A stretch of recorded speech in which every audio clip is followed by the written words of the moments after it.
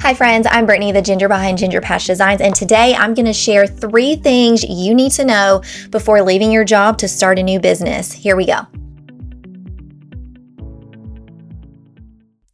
I wanted to make this quick video because I've actually been asked this exact question like a lot lately, since I guess a lot of people that both I know and that have discovered my channel here on YouTube have seen me do it, and so they're curious, like, where do you even start? And what I'm seeing and reading the most is that people just get stuck in like this brain dump, for lack of a better term, of just wrapping their head around how would I do it, where would I start, et cetera, and then they just end up not doing anything because it's just too overwhelming to process. And I get it because I've been there. So the first thing you need to do is weigh your options. And this is going to look very, very different for everyone. And within weighing your options, you need to weigh what is your personal history with your current job / career and the projected growth outlook for that position. Are you in a stagnant position? Do you have room for growth? Is there a lot of potential there? Second to that is your work-life balance, which again is going to be very different to a lot of different people depending on what your own personal goals are. If you're married, if you have children, if you're single, I'll leave that to you. And you need to weigh those 2 things with the financial implications. Again, everyone's finances are very different, but leaving your job and starting a business at the same time is a recipe for a lot of expenses, a lot of risk. And so you need to be prepared for that.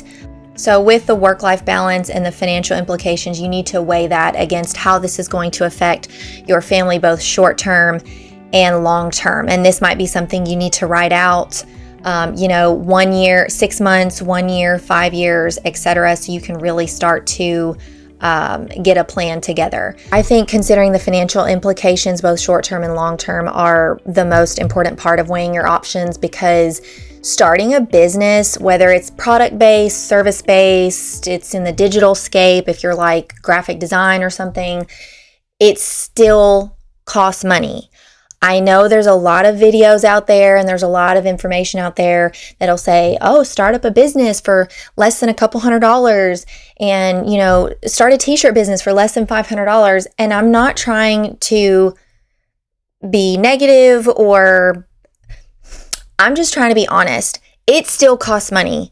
I'm just being real with you. It is still very, very expensive, because what a lot of those videos don't mention is you still need shipping materials to ship that. You still need branding materials, printables, you need business cards, you need all these small little things that by themselves are not that expensive, but it adds up extremely quickly.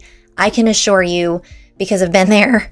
Trying to do it on a budget, even on a budget, it costs money. It costs a lot of money to start your own business.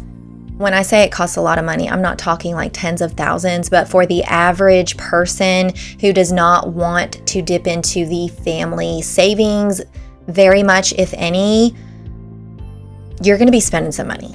I think the financial implications is what weighs most heavily, obviously, on people's minds, because economically speaking, it is a risk to leave your job to start a business, which leads us to the most important point.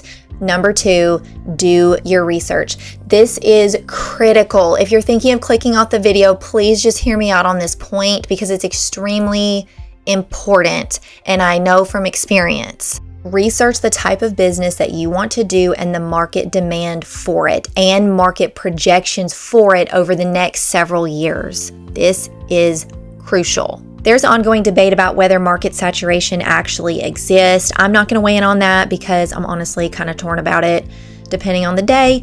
But you will want to do extensive research about the path you want to take and how you will stand out in the crowd. The last thing you want to ever consider is copying the exact same thing another either content creator or business owner is doing. I'm not saying you can't have the same products they do, but make it original, make it your own. The purpose of the research is for you to personally weigh your options. You need to research startup costs for the business, material costs to make said things, your potential ROI or return on investment, overhead cost. Are you going to be able to do this out of your home? Do you need a brick and mortar store? Are you going to need to hire employees? Are you going to need to hire professional services to do things that you don't know how to do? Or can you learn those things so you don't have to hire out? What are some profit margins that you're anticipating based on the market research and the market demand for the product or service that you're going to provide? Another one that doesn't get talked about a lot when starting a small business is sustainability, both for your business and for you. Is this something that you truly love? And that you're passionate about and that you can do repetitively for years? Because if it's not, reevaluate maybe, because you're going to be doing whatever this thing is over and over and over again to sustain your business. And so that's also something to consider. How are you going to make sure that both you and your business continue to be sustainable and adaptable in a super obviously ever-changing economy? The process of going through this market research will be extremely eye-opening for you. I think what a lot of people get where they get hung up on is they want to just dive in head first, but they don't know how. But honestly, taking the time to do your research is going to give you incredible perspective and allow you to slowly but surely take it in and process as you're learning all of these things. And so I think this is an invaluable step. I want to take a minute to thank today's sponsor, which is me. I actually run a product-based business where I make handmade bookish merch, crochet plushies, stickers, and related apparel. I actually just dropped these super cute dog breed magnetic bookmark stickers. I've got about 30 different breeds right now. If you haven't seen these, go check them out on my website. And don't forget to come back on Tuesdays where I usually do a $2 Tuesday sticker deal. So the last step is basically where you combine the first two. You've weighed your options, you've done your research, and now you're bringing those two things together.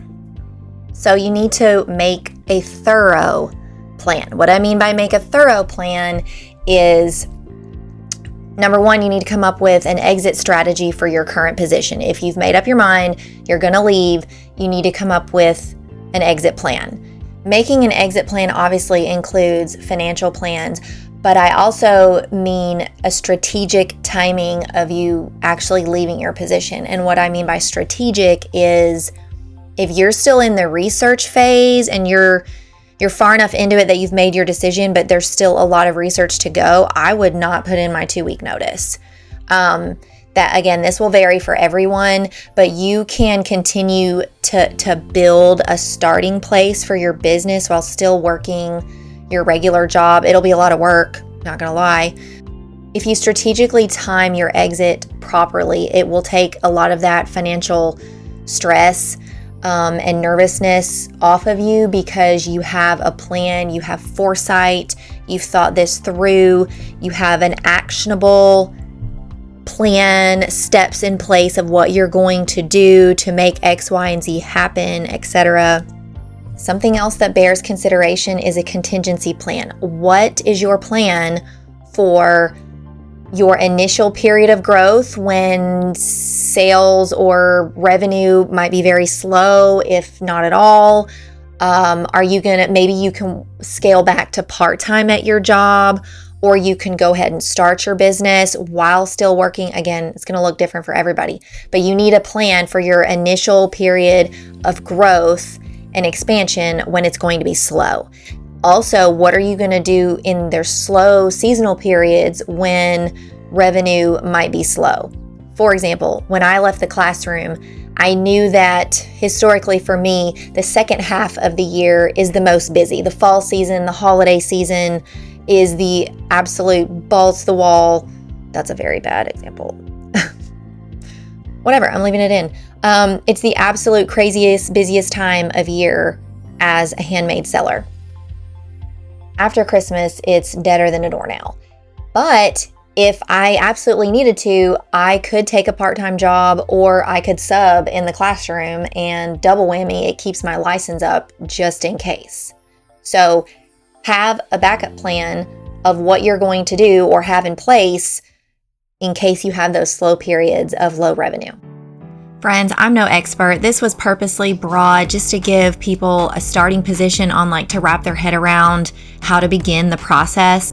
If you're not following me on social media, you can find me right here.